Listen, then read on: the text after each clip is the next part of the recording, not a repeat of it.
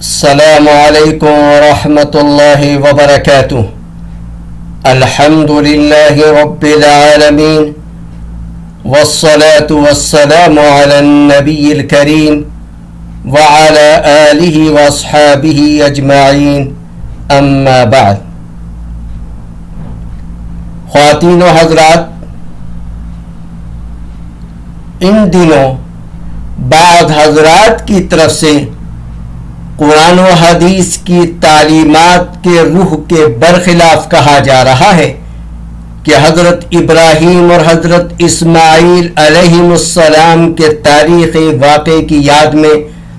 اللہ تعالی کے حکم اور نبی پاک صلی اللہ علیہ وسلم کی اتباع میں کی جانے والی قربانی میں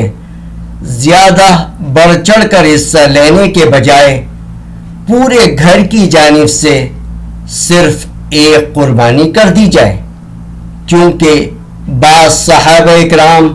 اپنے پورے گھر کی طرف سے ایک قربانی کیا کرتے تھے۔ پہلی بات تو عرض ہے کہ یہ بات نفلی قربانی کے متعلق ہے، کیونکہ قرآن و حدیث سے قربانی کا واجب ہونا ہی معلوم ہوتا ہے۔ اللہ تعالی نے قرآن کریم میں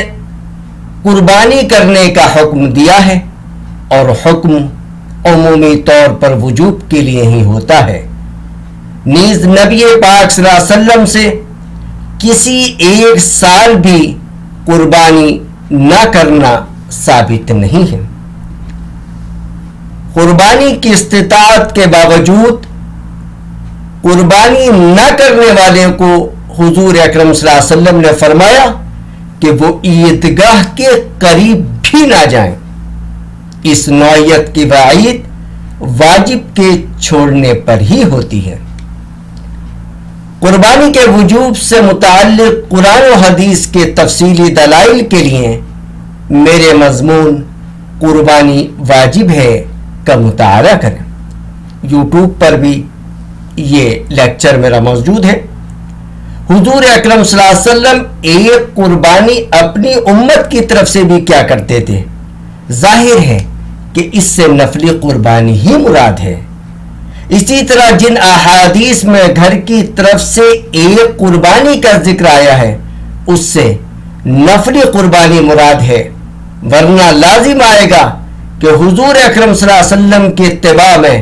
صرف ایک قربانی پوری امت کی طرف سے کر کے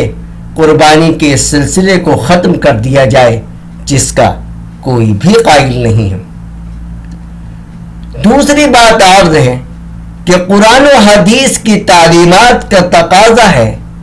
کہ ان ایام میں یعنی قربانی کے دنوں میں بڑھ چڑھ کر قربانی میں حصہ لیا جائے، کیونکہ تمام فقہا و علماء قرآن و سنت کی روشنی میں قربانی کے اسلامی شعار ہونے اور ہر سال قربانی کا خاص اہتمام کرنے پر متفق ہے، اور قربانی کے ایام میں کوئی نیک عمل اللہ تعالی کے نزدیک